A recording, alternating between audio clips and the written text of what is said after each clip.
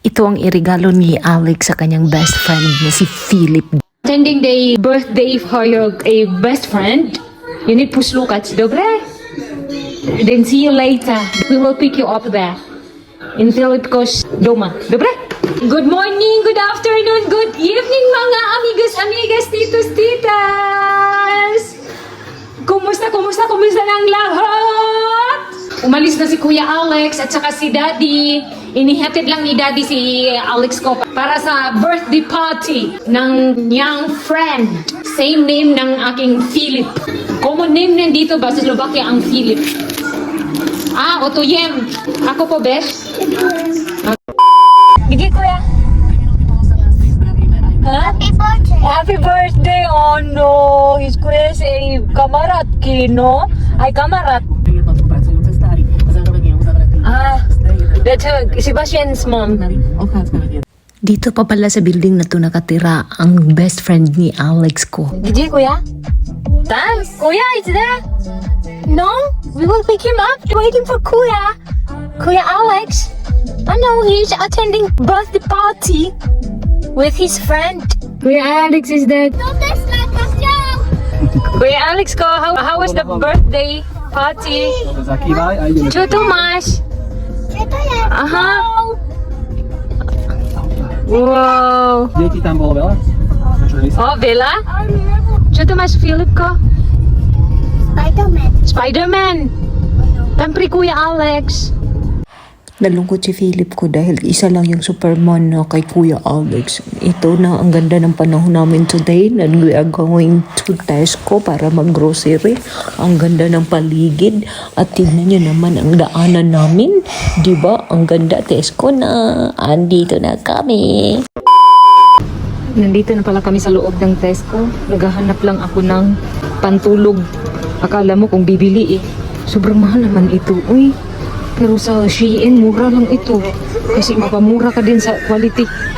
Ang dami na nilang tinda dito na pang summer. Oh. Pero wala man akong budget. Tingin-tingin lang muna ako. Titignan ko lang dito kung ano yung mahanap ko. Diyos ko, sobrang mahal naman to. May nakita akong sombrero. Oh. Itatry natin to kung bagay ba. Oh, bagay. Mura magbangharbin sa mais margs. Ito siguro maganda. Uy, wow. Ito maganda. Parang magbenta lang ako ng balot sa kanto. Ayan. Pero babayaan yun na yung bilbil ko. Lumalabas na. Nagantay kami kay Daddy. Iwan ko nasaan na yun. Naghanap lang siya ng olives. Black olives ata hinahanap niya. Pero iwan ko nasaan. Ito na pala yung nag-grocery namin kanina sa Tesco at Kaufland. Ito na po yung recommendation na ibinigay ng doktor para sa akin. Pupuntahan namin ni Mr. yung sinabi ng doktor para daw sa appointment for final check-up ko. Ang result pa pala noon sa check-up ko, ang aking gallbladder daw may infection. Pero hindi daw siya sure. So kaya kailangan na ipa-check up ako ulit doon sa final na sinasabing general practice daw yun. The next day. Pupunta na naman kami ng doktor ngayon. I-check namin kung mabigyan kami ng appointment. Sana nga. Para hindi na kami pabalik-balik. Ito na yung final in check-up. Pero wala pa talagang kasiguraduhan itong lakad namin today. Tignan natin. Huwag tignan, subukan, itry. Heto na nga si Akets, nagbablog sa loob ng sasakyan. Kaso nga lang ito si Vladimir, pinalakasan ang music. Kaya inoff ko na lang ang boses ko. Ayaw ko makapiright at ito na pala yung daanan papunta doon sa clinic kung saan i-check ako. Nandito na pala kami sa clinic. Ewan ko saan banda to. Nauna na kasi si Mr. Sumusunod lang ako sa kanya. Saan ba to banda? Pero, iba pa pala yung pupuntahan namin. Akala ko yung red building na yan, yan, hindi pa pala. Sabagay, wala naman kaming appointment. I-check lang namin kung ano ba talagang posibilidad na magaganap at o bibigyan ba kami ng appointment or walk-in. Ito pa pala ang mga building dito hindi ito pinaka-center ng Trinava.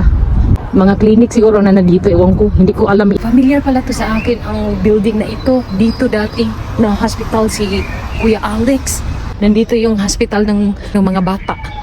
Ma-admit na. Yung building na yan,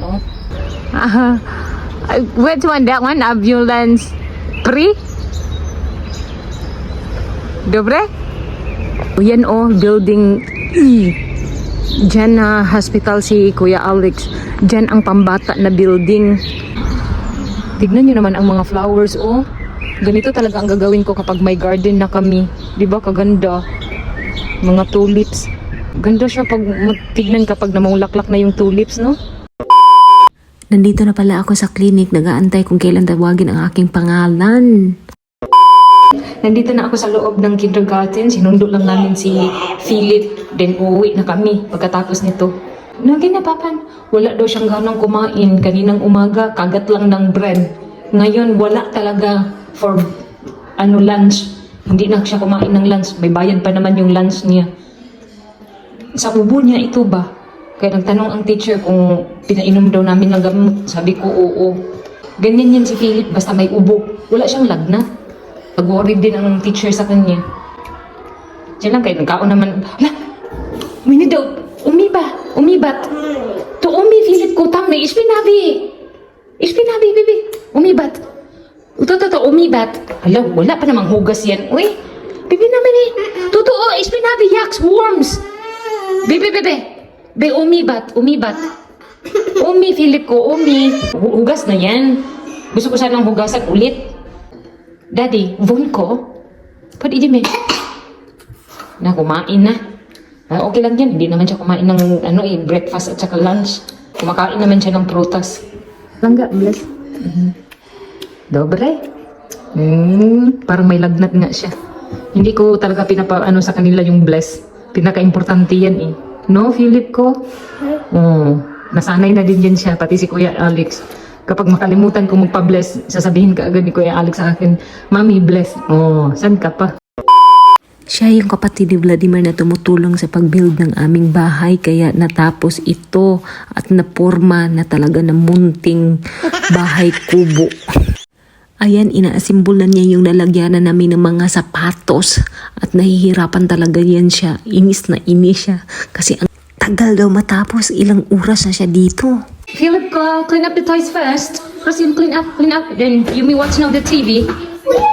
Dobre, dakuyem. Nasundo ko na si Kuya Alex. Bicycle niya, nasira pala, na flat, ang gulong. No, po kasi ni, No. Kaya hindi na siya makasakay sa kanyang bicycle. Kuya Alex ko, maglaro muna sila dito saglit. Nasira ito, ito ang may problema. Siguro may kami sa bahay nito. Wala pa naman si Mr. kasi nasa trabaho. Dad, Kuya Alex ko, I will inform your daddy, photo, dobre? Kawawa naman si Kuya Alex, Gusto na talaga niyang mag-bicycle, pero paano yan? Mommy, why is Mommy not bicycle? There is a hole, Kuya. Be, na. Hindi man kasi ako marunong mag-repair niyan, Okay now, go now. This one. Pwede na, idimi. Hala, you can't fix it. It's flat. Pwede idimi. It's too hot, Kuya. Very hot. Tingnan natin kung anong ginawa ni Kuya Alex dito. Kuya Alex, ewan ko kung bakit tahimik tong batang ito. Just talo, Kuya. Can you tell to Mommy? What happened to you? What happened? Anyway, ang result pa pala kanina doon sa doktor na pinuntahan namin. Ito na kasi yung tinatawag ni Mr. na general practice na sila yung nag-final decision ba kung anong mangyayari sa aking gallstone. Tinatawag na final. Ito yung final decision na sinasabi. And then, nasaan na yung chinilas ko? Masyadong mainit. And then, ito na nga, na ako sa sinabi ng doktor. Hindi mapanatag ang aking loob sa sinabi ng doktor. Nabigla si Mr. at nabigla rin ako. Akalain mo yun, yung iniisip mo na sana walang surgery na magaganap. Dobre din. Papakita ko sa inyo yung resulta kanina. Ito yung binigay ng doktor kanina. At dito nagpapahiwatig ito na kailangan ko na daw ng surgery. Hindi sa taong ito, kundi next year magaganap na raw mga January ata magaganap. Kasi ang kinunan kasi niya ng base sa doktor na yun is yung sinugod ako sa emergency hospital. Kumbaga doon sila nag-rely sa statement na nakasaad dito sa papel na ito. Ito binasihan ng doktor. Ito yung first na result noong sinugod ako sa emergency hospital. So, sinuri niya ng maigi ito, saka siya nag-decide. Ito sa ultrasound, hindi niya makita ng maigi kung ano ba talaga yung gallstone ko dito. Ang pinagbasihan niya, ito, yun ang desisyon. Surgery talaga ang dapat daw gawin. Nabigla ako at hindi ako makapaniwala sa sinabi ng doktor. Parang hindi ko matanggap na may ganito ako. First time ito mangyari sa akin. Sinabi naman ng doktor, pwede naman daw ako na hindi magpa-surgery. Pero ang sinabi ni Mr., okay lang ba sa'yo na pabalik-balik ang sakit niyan? Pero tiisin mo ang sakit. Kung matanggal man yun sa gamot, mga ano lang din, ilang days lang. Pagkatapos niyan, babalik. Hindi totally ma-healed sa gamot. Kumbaga, ang gallstone, mag-grow daw yun kung hindi siya i-remove. Ang base din dito sa paper na nakasaad. Ito may translation naman. Yun ang sinabi na kailangan talaga ng surgery. Before daw ang surgery, mag-conduct din sila ng yung tinatawag na preparation para sa surgery. I-examine muna nila ako ng maigi. Pero hindi daw muna this year. So ngayon, tiis-tiisin ko lang muna yung sakit. Pero sa naalala ko, nangyari talaga ito nung nasa Dubai ako ba. Kaya kayo mga OFW, ingatan ninyo yung sarili ninyo. Baka matulad kayo sa akin na sobrang tipid, unhealthy food kasi yung kinakain ko dati eh. Okay lang sa akin, kumain ako ng biscuits every day. Tapos tubig, minsan din kapag may prutas, kumakain ako sa isang week, isang beses or twice lang ako kumakain, which is mali. Then walang gulay. Ayan, nang napala ko sa kakatipid. Para nga lang may maipadala sa Pilipinas, mali yun. Kailangan pala natin unahin yung sarili. Nagtanong ako kay Mr. Kung nagpa-check up pala ako ng maaga, sana naagapan ito. Binabaliwala ko lang kasi inom lang ng inom ng gamot para sa ulcer. Tapos akala ko nga ulcer lang. Yung pala, gallstone na pala yun. Nag-start talaga ito nung nasa Dubai ako. Ayun, lumala na talaga siya. Sayang, magaling pa naman din ang mga doktor doon sa Dubai. Nahuli na ang lahat. Pero nagpapasalamat pa rin ako sa Diyos kasi si Mr. talagang ayaw talaga niyang hindi ako mag-go for surgery. Ito kanina, ayaw ko talagang paniwalaan si Mr. Sabi kong gano'n, niluluko mo lang ako, tinatakot mo lang ako. Sabi niya, ito may nakalagay dito na kailangan kang operahan. Kung ayaw mo maniwala, i-translate mo mamaya pagdating sa bahay. Hindi ako na surgery pagpanganak.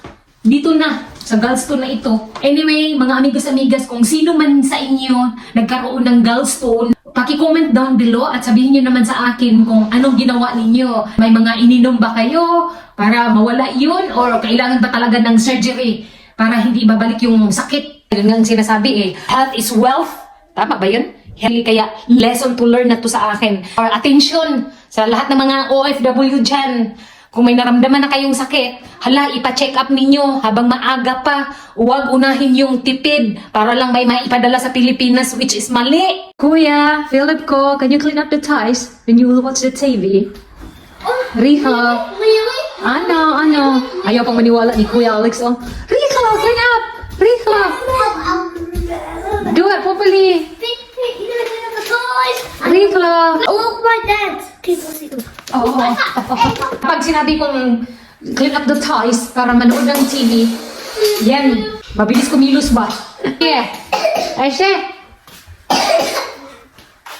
Wala na daw. What about that one, Kuya? The telephone.